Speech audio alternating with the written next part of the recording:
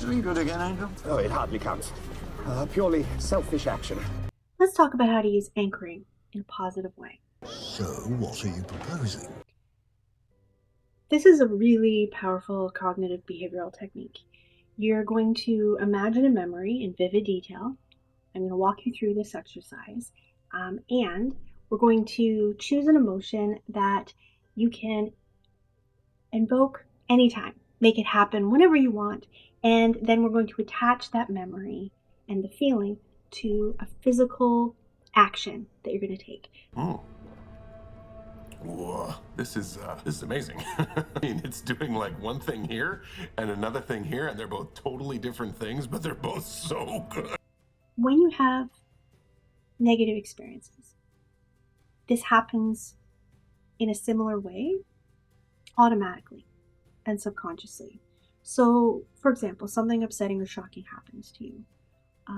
A previous experience might cause similar feelings. You might start remembering or connecting what you're experiencing to that previous experience. And this can cause you to experience the emotions of that past experience, including any fears, realizations, losses, all the things that lived in the past experience that you are now remembering while you're having this current negative experience. Kind of all gets added to a melting pot of memory, which is the current painful experience. So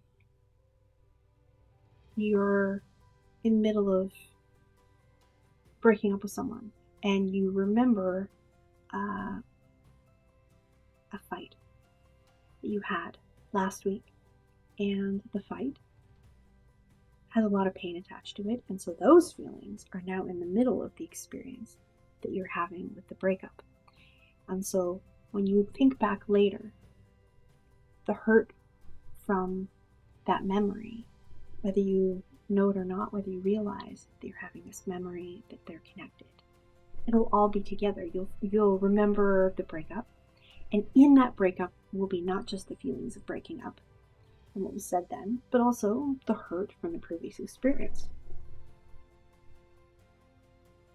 It sort of compounds what's happening. And so unless you have awareness of what's happening in the moment, it's really easy to have these experiences and not understand how you are reacting the way you're reacting to things, or why you have such strong emotional reactions or certain triggers. So your memory gets distorted, it can be strange, it can flash to other things, it can fragment and get really mixed up. And if there's a lot of experiences in a row, or a series of experiences that reinforce each other, that are all related emotionally through strong stirred emotions, this can create really complicated and long-term pain that can take a long time to unpack. Because strong emotion changes how we remember things. Just breathe. That's what humans do. And they count to 10 before they do anything stupid. Right. When I made my music video, the Flaming Zombie Brains video, I was meditating personally on using the deepest pain we experience and how to transform it into our greatest power. So I thought about all the memories that would have been connected to that character that had happened, that would have all been triggered by the experience that they were describing, and how they were interlinked. And then I also thought about the places where they had overcome, they had been able to move through that pain, and they'd been able to overcome it. And I created a transformational path of strength. And so this was how I sort of processed and looked at it. And in a lot of ways, it's how I experience other people's energy around memories. When I work with energy blocks and emotional blocks, they often are complicated in this way. And so finding those connecting points can be a real key, and it can really help. I can't remember those things. My head isn't big enough, not anymore. So I want you to choose a physical action that is easy to do, so not a pinch or something that's going to hurt you, something you can do anytime, anywhere, that's not really noticeable. For example, you could tug your ear, or, squeeze a finger, slide your finger down your arm, tap your leg. It just needs to be something that you can do and that you're comfortable doing in public, at the grocery store, right before you're about to teach a class, or sit in a classroom, or have a job interview. Really just something that's kind of quiet. And also choose something that you don't do all the time right now. We want to make it simple, so we want to make it as easy as possible to create a new association with what we're going to do. And the feeling we're going to work on today is peace and contentment. Simple. So make sure you're in a place right now that's quiet, where you can sit and close your eyes and just relax for a moment, okay? And when you're in that spot, I want you to just sit, take a deep breath, breathe out slowly, and close your eyes. Just nice, deep, slow breaths. As you breathe in and out,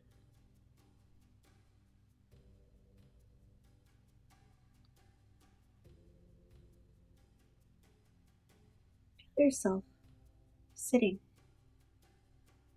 in the chair. Feel your body settling as it relaxes and slowly unwinds with each breath in and out. Notice any sounds in the room around you. Just let them be a part of the experience. You don't have to block anything out or change anything. Everything that's happening around you is perfect and exactly a part of what you're doing. So if anything happens as you're breathing, as you're sitting with me and we're doing this, it's totally okay to pause the video, get up, go, deal with whatever it is. Everything that's happening around you is just part of this moment, and it's part of being here with me and with you. So, feeling yourself sitting in the chair, feeling your feet resting on the ground, maybe wiggling your toes a little. Just feeling the air as it touches your skin. Noticing the temperature in the room and how comfortable you feel. Is it cool or hot? And as you breathe in, you're feeling the air entering your body. Feeling your mouth and going down into your chest and just filling you up there. And then as you breathe out, feel that air leaving your body. And with each breath in, you feel your lungs rise and fall. And rise and fall. Just being here in this moment and noticing all of the things around you. If for any reason you get distracted or pulled out of doing this, it's totally okay. It's really normal for our minds to wander. And so just bring your thoughts back to this moment. Feel yourself sitting in the chair. Take a minute and check in with your senses. Notice what you're feeling. Notice what you're hearing. Notice what you might be smelling. Just notice everything that's kind of happening around you with your eyes closed. And feel yourself breathing in and out. And now what I'd like you to do is we're going to step into a memory. I want you to think of a time in your life when you were deeply content, when all was well in the world, and you felt safe and loved and peaceful. Where are you in this memory? Take a moment to see yourself. Notice the details of what's happening around you in this moment. And if you haven't already done this, I want you to feel yourself stepping into or settling into being yourself in this memory and look around you. Just notice where you are, what the light looks like around you, what time of day it is. Are there other people around you? What's the surroundings like? What would it smell like where you are? Are you hot or cold? Just feel yourself in this moment, in this space, and just how joyous and wonderful it feels. What are you wearing? What are you doing? And take in as many details as you can. Just connecting with all these physical details is really important for this memory. And as you do this, come back to what feeling you're feeling in this moment. That feeling of contentment and peace, of serenity, just all being well with the world. And just allow yourself to soak it in like sunlight. Feel it filling your whole being and just surrounding you, filling you, radiating from you, from the inside out. Just filling yourself up. Just filling it. And just feel your cup being filled with this joyfulness and this sense of calm.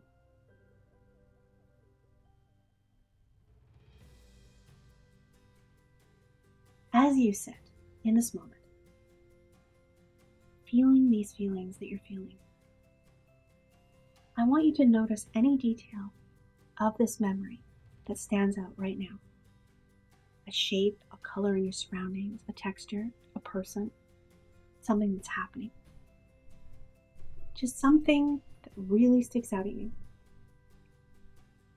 It could be the first thing that came to you when you remembered the experience. And as you feel this wonderful contentment and peace, I want you to do the physical action that we talked about before we started. Whether that's tapping your leg or tugging on your ear, whatever it is that makes sense to you. So, feeling the wonderful feelings that you're feeling, do this physical action, just noticing any details that really stand out that make this memory more vivid or help you be connected. And just take a minute with this. And now, you can open your eyes. See, that was easy, right? Now, this is where the next part is up to you. I've just given you a new tool, and in therapy, you might actually work step by step with a therapist going through this process. I have done this process in very simple ways and also much more complex, in-depth ways with so many people, hundreds of people, in tarot readings, in Reiki sessions, doing consulting, counseling. This is a technique that people use in business. It is a technique athletes use. It's incredibly powerful. So you have tools. And now what do you do with it? So I want you to take a few days and practice this whenever you can in a place that's quiet where you can still close your eyes, soak up as much detail of the memory and feel the feeling as strongly as you can, and always pair that with physical action, okay? You don't have to do this for a long time. A short time is okay, but you want to make sure you feel the emotion and get as connected as possible to that memory so that when you are doing the physical thing, it really sticks. And I want you to keep doing this for a few days. And what you'll notice is that each time you do it, it's going to get a little bit easier. And so when you feel ready, I want you to start practicing this outside.